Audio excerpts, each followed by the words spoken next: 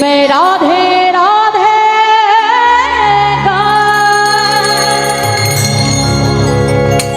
मैं शाम शाम मैं राधे राधे श्याम श्याम गा। তাহলে বৃন্দাবনে যাব তো? আজ আমি সবাইকে নিয়ে যাব, যারা যাওনি তারাও যাবে। যাবে তো? তাহলে একটু হাত তুলে ফেলো দেখি আমার সঙ্গে। হ্যাঁ, আনন্দে নাচতে নাচতে বৃন্দাবনে চলে যাবো। বাহু তুলে বলো, মে রাধে রাধে শ্যাম শ্যাম রাধে রাধে বাহু তুলে মে রাধে রাধে শ্যাম শ্যাম राधे राधे गाँव में शाम शाम गाँव।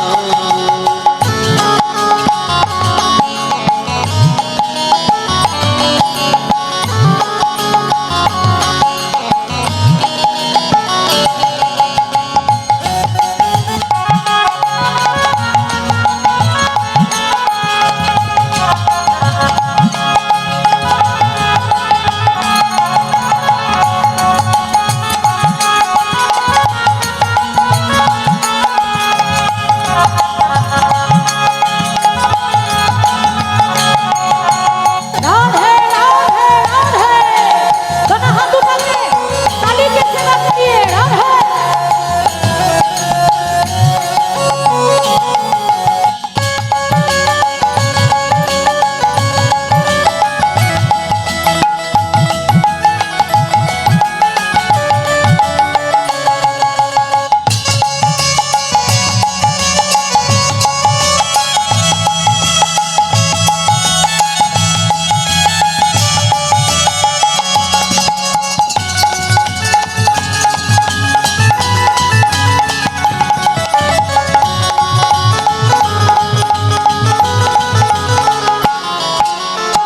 আমার কোন পাখিটা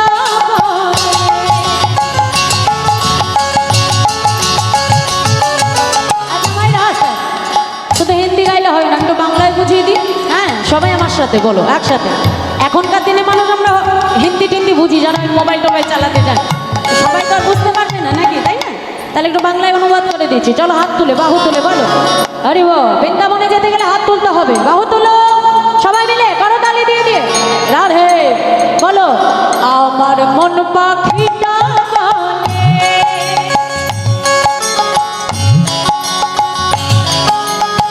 হরি হরি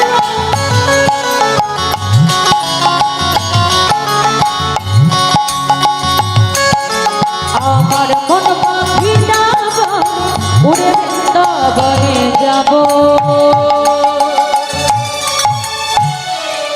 বৃন্দাবনে যে কি করব? বৃন্দাবনে যে রাধে রাধে গাইব, রাধে রাধে গাইব, শ্যাম শ্যাম গাইব। রাধে রাধে শ্যাম শ্যাম বলবো। বলি আমি একা রাধা নাম গাইলে তো আমার কাজ হবে, তোমাদের হবে কি? আমাকে তো টাকা দিয়ে লেখা গাইবো, আমায় না গাইলে টাকা দেবে, কিন্তু তোমরা না বললে পরপারে সম্বল হবে না। আমার থেকেও বেশি উপকার তোমাদের, আমি তো টাকা নেবো চলে যাও, কিন্তু তোমাদের কিন্তু ভগবানের কাছে সঞ্চয় হয়ে থাকে। যে যতটা সঞ্চয় করে রাখবে, দেখো সারাদিন সংসারে ভগবানকে ডাকতে পারি, তাই না? তা আজকে আমার দাদা ভাই আমাদেরকে একটু সুযোগ করে দিয়েছে, দুদণ্ড এক জায়গায় বসে একটু সবাই মিলে আমরা হরি কথা শুনবো, তাই না মা? তা সুযোগের কি করতে হয় গো মায়েরা? সদ্ব্যবহার। সুযোগের কি করতে হয়? তা একটু সদ্ব্যবহার করতে হবে তো নাকি? তাহলে হাত তুলে ফেলো দেখি সবাই, একটু সদ্ব্যবহার করে নিই আমরা। বাহু তুলে করতালি দিয়ে দিয়ে বলো, রাধে রাধে গাইব, শ্যাম শ্যাম গাইব। বলো আয় তো। আচ্ছা, এরপরে কি প্রসাদ দেবে? প্রসাদ আছে ভক্তের জন্য, আছে প্রসাদ আছে তো? তা মায়েরা দেখবে যেদিন একটু বাড়িতে বেশি খাটাখাটনি হয়ে যায় না, সেদিন কি হয় গো মায়েরা? হ্যাঁ, খিদেটা ভালো হয়। আর খিদে যত ভালো হবে তত কি হবে? হ্যাঁ, প্রসাদটাও ভালো পাওয়া যাবে। হরি বল। এখানে যত করতালি দিয়ে আমরা হরি নাম গাইবো তত কি হবে? শেষে গোবিন্দের প্রসাদটাও ভালো করে পাওয়া যাবে। হরি হরি বল। তাহলে একটা হাত তুলে দেখি, যার গলায় যত জোর আছে সুরে সুরে রাধা গাইবো আর কারো তালি দেবো। দেখি হাত তুলে ফেলো, গলায় একেবারে উচ্চ স্বরে, কোনো ভুল নেই।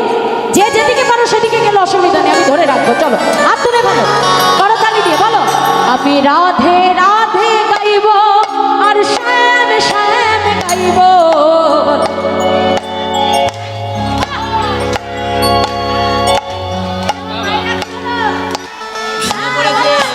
পেছনে তাকাচ্ছি না বলে? রাধে রাধে, चलो मेरा मन पंछी बोले राधे राधे।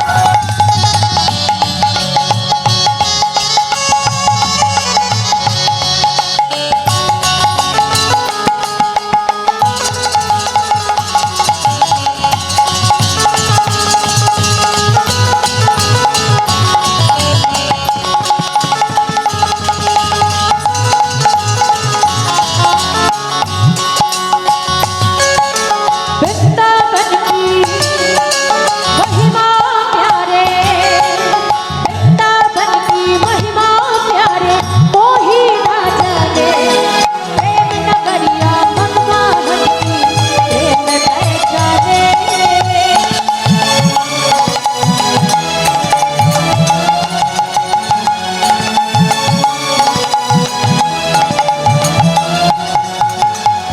गलियों में झूम झूम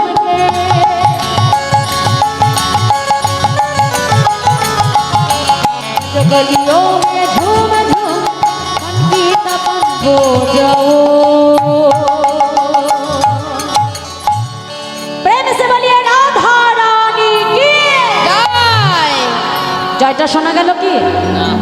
একটু জোরে দিতে হবে তো, যার গলায় যত জোর আছে একেবারে একেবারে উচ্চ স্বরে বলো, প্রেম সে বলিয়ে রাধা রানী কি, বাকি বিহারি লাল কি জয়। আজকের মহতি হরিমাসর কি জয়। গৃহস্বামীর মঙ্গল কি, সকল ভক্তবৃন্দের মঙ্গল কি। জয়। শুধু জয় দিলে হবে না, আবার একটু রাধা নাম গাইতে হবে। হ্যাঁ চলো দেখে একটা হাত তুলে বাহু তুলে বলো বলো, मैं राधे राधे गाओ, मैं शाम शाम गाओ। बोलो बाबा, आবার हरि बोल। मैं राधे राधे गाओ, मैं शाम शाम রাধে রাধে গাও, শ্যাম শ্যাম গাও।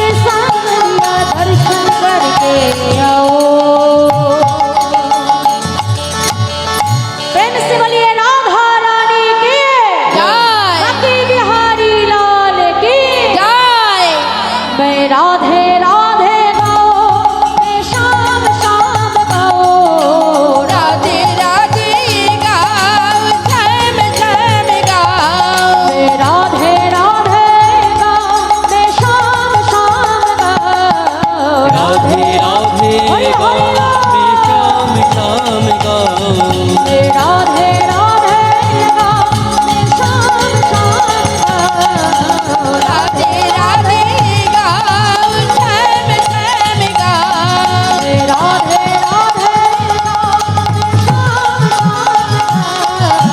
রাধে রাধে গাও শ্যাম শ্যাম গাও राधे राधे राधे श्याम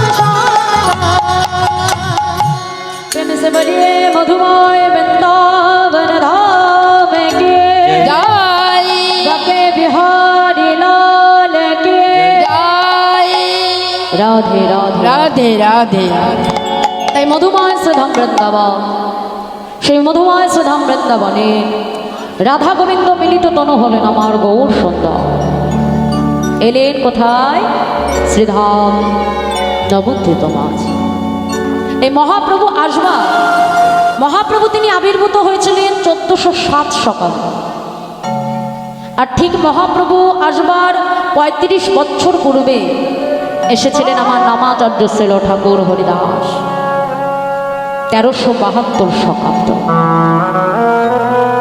হরিদাস ঠাকুরের জীবনী কথা সাধন করতে গেলে জয় রাধে মাইরা এদিকে মন রাখতে হবে বিচলিত হলে হবে না।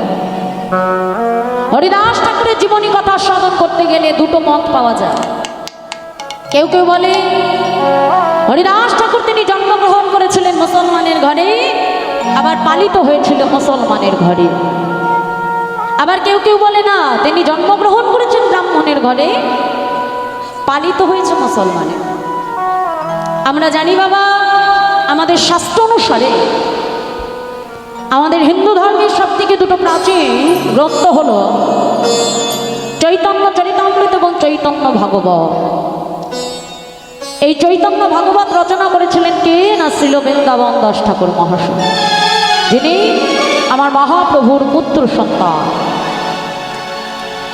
সেই বৃন্দাবন দাস ঠাকুর তিনি তার চৈতন্য ভাগবতে কলম দিয়ে তিনি জানিয়ে দিলেন পরিষ্কার ভাষায় তিনি বলে দিলেন কি বললেন না প্রচারিতে নাম প্রচারিতে প্রেম প্রকাশেতে প্রকাশিতে হরিদাস জনমিলা জন মিলা জবান কুলেতে হরিদাস জনমিলা জবান কুলেতে জমন কুলেতে পরিষ্কার ভাষায় তিনি জানিয়ে দিলেন নাম প্রচারিতে প্রেম প্রকাশিতে হরিদাস জনমিলা জব আবার মায়েরা আমরা এটাও জানি হরিদাস ঠাকুর যখন তিনি দেহ রেখেছিলেন আমার মহাপ্রভু তাকে সমাধিস্থ করেছিলেন পুরীর বালুকারাশুর মধ্যে আমার হরিদাস ঠাকুরের সমাধি মন্দির আজও পুরীতে রয়েছে মা ঠিক পুরীর সমুদ্রের পাশেই রয়েছে সেই হরিদাস ঠাকুরের শ্রীপাদ তাহলে সেখানে যখন আমার মহাপ্রভু তাকে সমাধিস্থ করলেন আমাদের এই বৈষ্ণবীয় শাস্ত্র অনুসারে বাবা যখন কোনো বৈষ্ণব দেহ রাখে তাকে সমাধিস্থ করা হয় কেমন করে বসিয়ে কি বাবা ঠিক বলছে তো বসিয়ে সমাধি দেওয়া হয় তাই না কিন্তু আমার মহাপ্রভু যখন তাকে সমাধিস্থ করেছিলেন তাকে কিন্তু বসিয়ে সমাধি দেয়নি তাকে শুইয়ে সমাধিস্থ করে দিলেন তার মানে পরিষ্কার তিনি জানিয়ে দিলেন তিনি যমন কুলে এসেছে এছাড়া ছিল কৃষ্ণদাস কবিরাজ গোস্বামী পাদ তার চৈতন্য চরিতামৃত গ্রন্থে 11 পরিচ্ছেদের অন্তলীলায় তিনি বললেন যে হীন জাতিতে জন্ম মন নিত্য কলেবার হীন কর্মে রত মই অধম পাম তাহলে এই হরিদাস ঠাকুর এমন কি হীন কর্ম করেছিল যে তাকে যবন কুলে জন্মগ্রহণ করতে হলো কেন তিনি যবন কুলে এলেন মা এটা জানতে গেলে আমাদেরকে এটা একটু জেনে নিতে হবে যেই হরিদাস ঠাকুর তিনি পূর্ব জন্মে কে ছিলেন? তিনি হলেন চতুর্মুখ ব্রহ্মা। তাহলে হরিদাস ঠাকুর পূর্ব জন্মে কে ছিলেন মা? চতুর্মুখ ব্রহ্মা।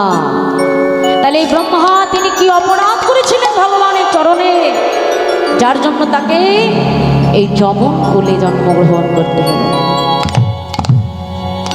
একদিন প্রাণ গোবিন্দ আমার সখাগণকে সঙ্গে নিয়ে আজ যমুনা পুলিনে গোবিন্দ আমার বিনোদ খেলা খেলছে। আর সেই বিনোদ খেলা দর্শন করছে কে?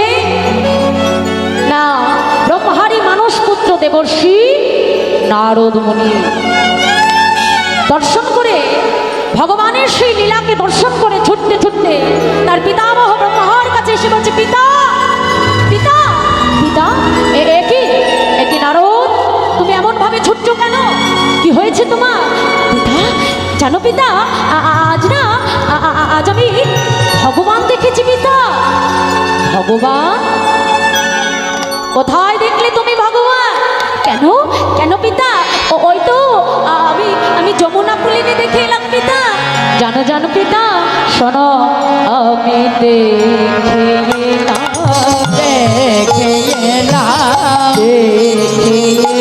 আমি দেখে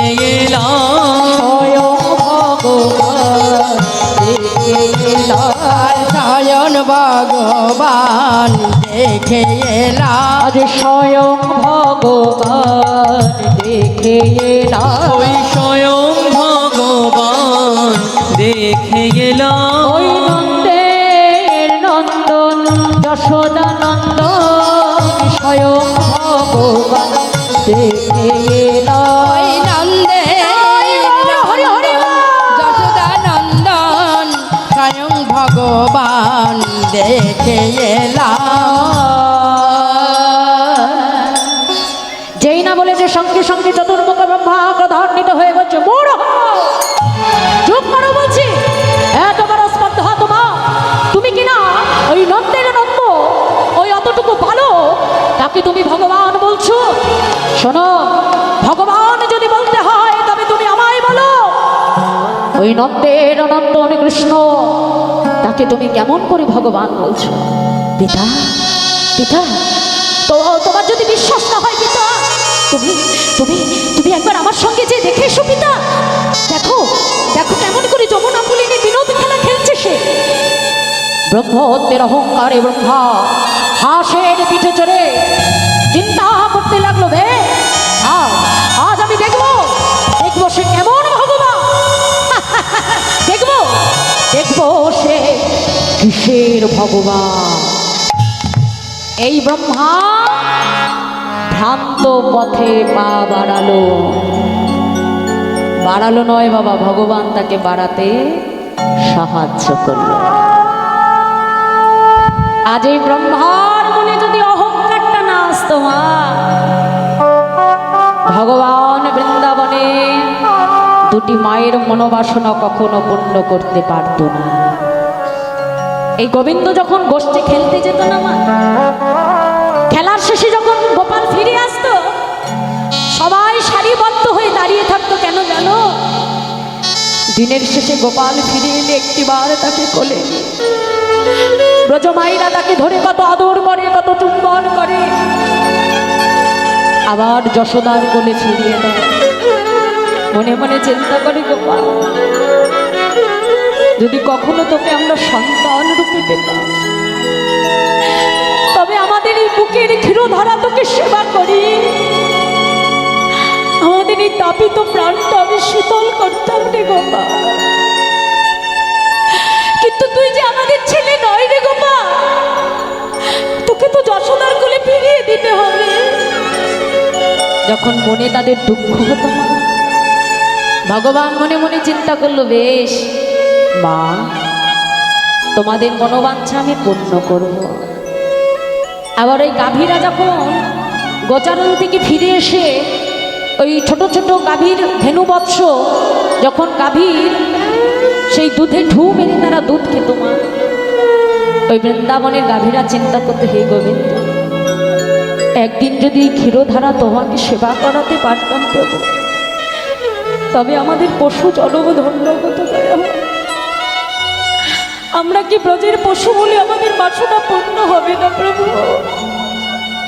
ভগবান বলছে, বেশ, তোমাদের বাসনা আমি পূর্ণ করব। তাই এই দুই মায়ের বাসনা যদি আমাকে পূর্ণ করতে হয়, তবে আমাকে ধেনুবৎস চুরি করাতে হবে, ব্রজ রাখালও চুরি করাতে হবে। ঠিক ভগবান বেছে নিলেন কোন দিন মা? রাখি পূর্ণিমার দিন।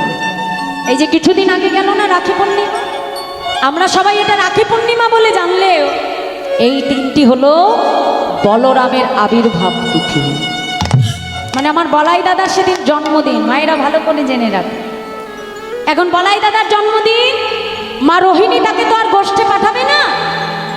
এখন চিন্তা করছে, আমার দাদা বলরাম যদি গোষ্ঠে যায়, তাহলে এই লীলা আমি কখনো করতে পারবো না, কারণ তিনি হলেন মহাসংকর্ষণময় বলরাম। কিছু করবার আগে বাবা আগে থেকেই বুঝে যেত। হ্যাঁ, এখন ঠিক দাদা যাবে না, ভগবান সেই দিনই লীলাটা করবে, মনে মনে স্থির করে। আজকে কি হলো, ধেনুবৎস রাখালগণকে সঙ্গে নিয়ে যমুনা পুলিনে গোবিন্দ আমার বিনোদ খেলা খেলছে।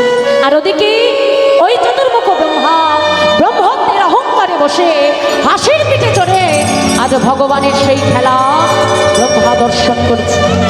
আর ওদিকে ভাবলতার অন্তরালে দাঁড়িয়ে বাংলার নবাব হোসেন শাহের একমাত্র পুত্র, যার নাম নাসির মামুন, সেও ভগবানের লীলা দর্শন করে পদাবলিতে কলম রাখলেন। কি বলছি, গোবিন্দ আমার খেলা করছে কেমন ভাবে, বলছে দেখো দেখো, আজু খেলো তো খেলো তো খেলো তো, আজু খেলো তো খেলো তো খেলো তো খেলো তো, আজো খেলো তো খেলো তো খেলো তো খেলো তোরা সুন্দর আর খেল তোরা সুন্দর মোহন মোরতি মধুর রে মোহন মোরতি মধুর রাম রাম রাম রাম রাম রাম রাম রাম রাম কানাই হরে রাম রাম রাম রাম রাম রাম হরে রাম রাম রাম রাম রাম কানাই প্রিয় শ্রীরাম সুনাম মেয়ে হরি হরি রাম মেলি প্রিয় শ্রীরাম সুনাম মেয়ে শ্রীরাম সুদাম মেলি আজ তপন তনয়া তীরে থেকে আপন তনয়া তীরে কেলি ভবলি শ্যামলে আউরিয়া আজ ধবলি শ্যামলি আউরি আউরি আজ ভবলি শ্যামলি আউরিয়া আজি ধবলি শ্যামলি আউরি আউরি তোকারি চলো তোকানো হরে রাম রাম রাম কানাই রাম রাম রাম রাম রাম কানাই আগমনি গম বেদ আগমনি গম বেদুষার আগমনি গম বেদ আগমনি গম বেদুষার লীলায় করত গঠ বিহার লীলায় করো তো গোঠ আজ বিহারী লীলায় করো তো আজ লীলাই করো তো গোঠ আজ বিহারী নাসির মামুদ করো তো হিয়া নাচির মামুদ করত হিয়া নাসির মামুদ করো তো হিয়া নাচির মামুদ করত হিয়া চরণে শরণ দাদনি হরে রাম রাম হরে হরে রাম রাম কানাই হরে রাম রাম রাম রাম কানাই হরে রাম রাম রাম রাম রাম কানাই। তাই গোবিন্দ আমার যখন সকাগানকে সঙ্গে নিয়ে গোবিন্দ আমার বসলেন কুলীন ভোজনে। এখন সেবা করতে করতে বাবা হঠাৎ করে ভগবানের লক্ষ্য গেল যে তাদের পাশে তার ধেনুবৎসগুলো নাই। এখন শ্রীরাম সুদামকে ডেকে বলছে, এই শ্রীরাম, এই শোনা, বলি বলি আমাদের গাভী বৎসগুলো কোথায় গেল? কই, তাকে তো কোথাও দেখতে পাচ্ছি না। শ্রীরাম বলছে, এইখানা কোনো চিন্তা করিস না, আমার কি মনে হয় জানিস, ওই কচি কচি ঘাসের লোভে হয়তো একটু দূর বনে চলে গেছে। গোবিন্দ মনে মনে চিন্তা করলো, আজ আমি যদি এখান থেকে সরে না যাই তবে ব্রহ্মা আমার সখাগণকে হরণ করতে পারবে না। গোবিন্দ আমার যেই না সখাগণের কাছ থেকে সরে গেল, ওদিকে ব্রহ্মা মনে মনে চিন্তা করছি, বাবা এই তুমি ভগবান, যদি তুমি ভগবান হয়ে থাকো এই সমস্ত বিশ্ব ব্রহ্মাণ্ড থাকবে তোমার নখদর্পণে। সামান্য ধেনু বৎসের জন্য তোমার এত চিন্তা, তবে তুমি কেমন ভগবান? ব্রহ্মা সুযোগ বুঝে কি করলো, ভগবানের নবলক্ষ ধেনুকে হরণ করে নিল। আর যেই না গোবিন্দ তাদেরকে খুঁজতে এলো বাবা, ওদিকে কি হলো, সুযোগ বুঝে তার দ্বাদশ রাখালকেও ব্রহ্মা চুরি করে নিল। যেই না চুরি করে নিল, ভগবান ধ্যানস্থ হয়ে জানতে পারলেন ব্রহ্মা ব্রহ্মত্বের অহংকারে তার ধেনু বৎস রাখাল বালক হরণ করে নিয়েছে। ভগবান মনে মনে চিন্তা করলো, তবে আজ আমি দেখতে চাই ব্রহ্মা, আজ তুমি কত হরণ করতে পারো আর আমি কত সৃজন করতে পারি। ভগবান নিজের অঙ্গ থেকে দ্বাদশ রাখাল নবলক্ষ ধেনু সৃজন করে নিয়ে গোষ্ঠ থেকে ভগবান আমার ঘরে ফিরে এলেন। এখন যেই না ঘরে ফিরে এলো মা, এমন করে একদিন যাচ্ছে, দুদিন যাচ্ছে, 3 দিন যাচ্ছে, কেউ কোনো কিছু বুঝতে পারলো না। কিন্তু বুঝতে পারলেন একজন, সেটা হলো দাদা বলরাম। দাদা বলরাম লক্ষ্য করছে, আগে যখন আমার কানাই গোষ্ঠ থেকে ফিরে আসতো, ব্রজমাইরা উন্মাদের নেই ছুটে গিয়ে আমার কানাইকে বক্ষ মাঝে জড়িয়ে ধরতো, কিন্তু এখন তো কেউ ছুটে এসে আমার কানাইকে কোলে নেয় না। তবে তবে কি ব্রজবাসী আমার ভাই কানাইয়ের প্রতি ভালোবাসা কমে গেল? আমাকে এক্ষুনি দেখতে হবে। যেই না বলরাম ধ্যানস্থ হলেন মা, দেখলেন সকল কিছু কৃষ্ণময় হয়ে আছে। কি গো বাবা, তোমার মনে যদি কখনো ভগবানকে কাছে পাওয়ার বাসনা জন্মায়, ভগবান যদি সন্তান হয়ে তোমার কাছে আসে বাবা, ভগবান যদি তোমার নিজের কাছেই থাকে, নিজের সন্তান রূপে, তাহলে তাকে কোলে নিয়েও যে সুখ তুমি অনুভব করবে, আর ভগবানকে নিলেও তো সেই একই সুখ তুমি পাবে বাবা। কারণ সেগুলো তো তাদের সন্তান নয়, সবই তো গোবিন্দ। তাই তাকে যখনই কোলে নিচ্ছে, ওই গোপালকে কোলে নেবার বাসনা তাদের পূর্ণ হয়ে যাচ্ছে। আর কেউ গোপালকে নিচ্ছে না, যার যার সন্তান নিয়ে ঘরে চলে যাচ্ছে। কেউ কিছু বুঝতে পারলো না, কিন্তু দাদা বলরাম সেটা বুঝে গেল। দেখতে দেখতে 1 বৎসর অতিক্রম হয়ে গেল। ব্রহ্মা এবার মনে মনে চিন্তা করলো, বেশ এবার আমি দেখে আসি কৃষ্ণ, কেমন করে তুমি তোমার ধেনু বৎস নবলক্ষ ধেনু বৎস হারিয়ে দ্বাদশ রাখালকে হারিয়ে দেখি কেমন করে তুমি বিনোদ খেলা খেলছো। এই বলে ব্রহ্মা তার ব্রহ্মত্বের অহংকারে যখনই তিনি যমুনা বলিনে দেখতে এলেন মা, এসে দেখছে গোবিন্দ আমার দাদাস রাখাল নবলক্ষ ধেনুকে নিয়ে গোবিন্দ বিনোদ খেলা খেলছে। ব্রহ্মা দেখে অবাক হয়ে গেল, কি এ আমি কি দেখছি?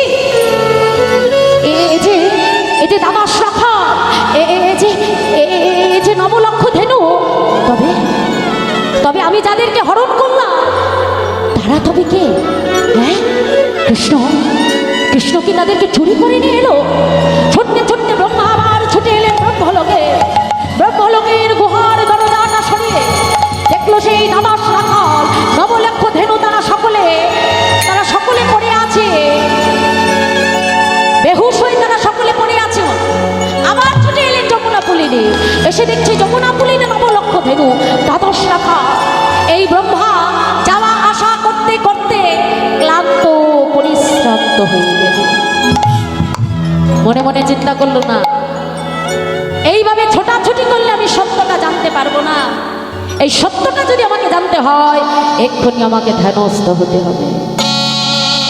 ব্রহ্মা যখনই ধ্যানস্থ হলে দেখলেন সম্মুখে ওই অতটুকু দুধের বালক কৃষ্ণ, তার অঙ্গ থেকে বাহির হচ্ছে শত শত শঙ্খ চক্র গদা পদ্মধারী নারায়ণ, চতুর্ভুজ নারায়ণ দর্শন করে ব্রহ্মা মনে মনে চিন্তা করছে, আমি কি দেখলাম?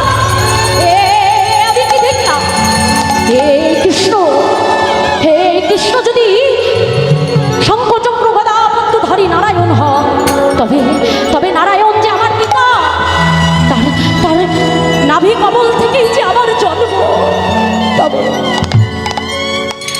তবে কি আজ আমি পুত্র হয়ে ব্রহ্মহত্যের অহংকারে আমার পিতাকে পরীক্ষা করতে এসেছে?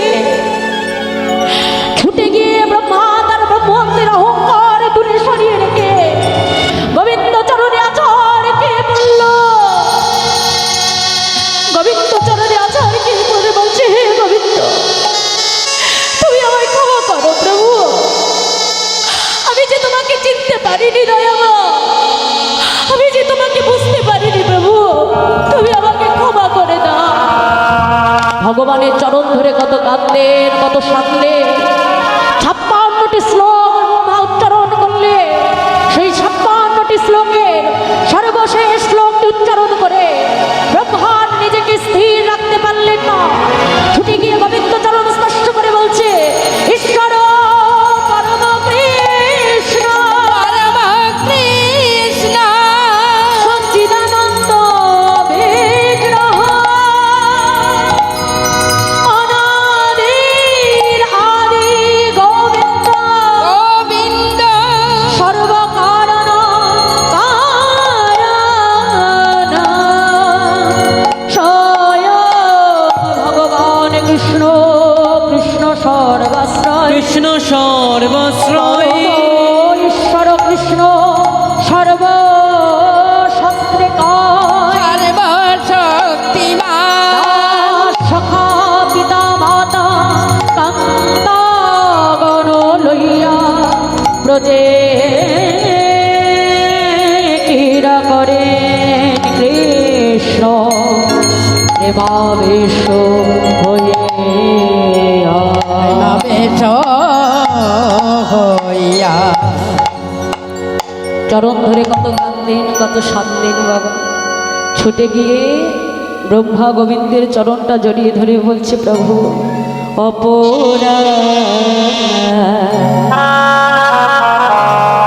ক্ষমা কর,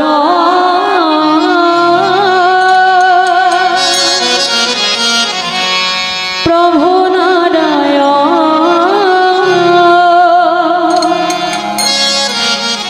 তোমার নাভি কমলে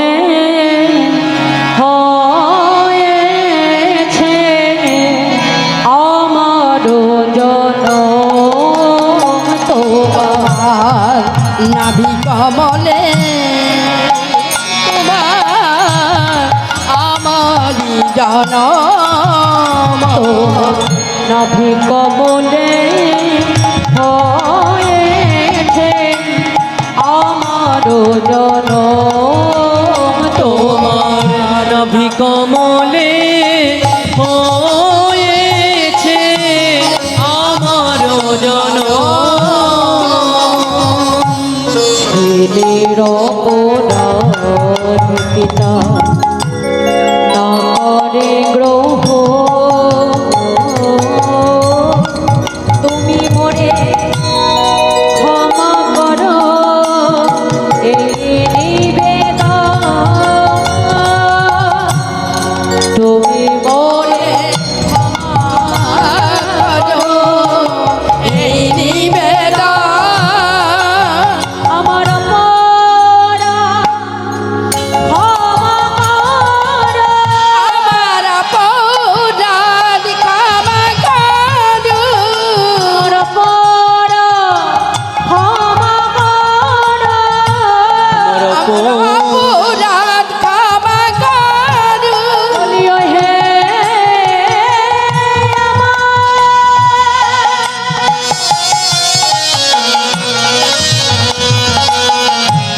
ব্রজবিহারী, আমার অপরাধ ক্ষমা করো, আমার ব্রজবিহারী আমার অপরাধ ক্ষমা করো, আরোহী আমার ব্রজবিহারী আমার অপরাধ ক্ষমা করো। ওহে আমার ব্রজবিহারী আমার অপরাধ ক্ষমা করো। ওহে আমার ব্রজবিহারী আমার অপরাধ অপরাধ ক্ষমা করো। উত্তর নাপে ব্রহ্মা বুঝিলেন আমারে, ক্ষমা নাহি পাইলাম পাইলাম প্রভুর শ্রীচরণে। তোমার শ্রীচরণে চরণ ধরে কত কাঁদলেন, কত সাধলেন, কিন্তু ভগবান তাকে ক্ষমা করলেন না। ঝুমা পড়বে ভগবান তাকে ক্ষমা করলো না কেন বাবা? তার পিছনে কারণ ছিল। দেখো, ইন্দ্রও কিন্তু বৃন্দাবনে অপরাধ করেছিল। 7 দিন 7 রাত তিনি পরিশ্রম করেছিলেন, যার জন্য ভগবান তিনি গিরি গোবর্ধন ধারণ করেছেন। কিন্তু এখানে ইন্দ্রকে তিনি ক্ষমা করলেন কেন না? গিরি গোবর্ধন যখন ভগবান ধারণ করলে, যত ভক্ত ছিল তারা দূর থেকে ভগবানের কাছে ছুটে এলেন। আর ব্রহ্মা কি করেছিল? ভগবানের কাছ থেকে সকল ভক্তকে দূরে সরিয়ে নিয়েছে। শাস্ত্রে বলছে বাবা, এই জগতে সেই মা নয় যেই মা সন্তানকে কৃষ্ণ পথ থেকে সরিয়ে আনে। শাস্ত্র তাকে কখনো মা বলে আখ্যায়িত করছে না।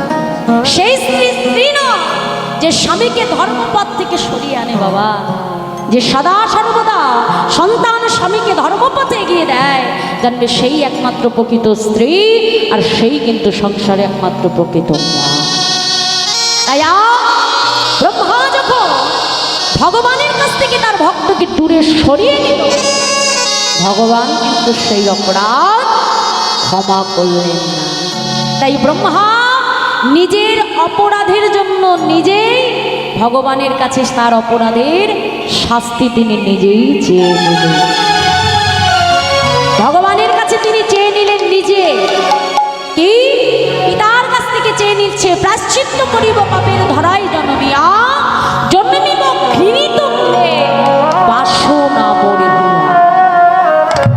কিন্তু পিতা, আমি ঘৃণকুলে জন্মগ্রহণ করব বলে আমার মনে কোনো দুঃখ নেই পিতা, তবে শুধু এটুকুই কৃপা করো যেন তোমার চরণ থেকে আমাকে বঞ্চিত করে দিও, সদা সর্বদা যেন বদনে তোমার নাম গাইতে পারি। তাই আজ সেই অপরাধ মাথায় নিয়ে এই চতুর্মুখ ব্রহ্মা তিনি আবির্ভূত হলেন কোথায়? 1372 শতাব্দে খুলনা জেলার বুড়হরা। তাই আজ কথা বলিতে কলম দিয়ে বলছে, দেখো দেখো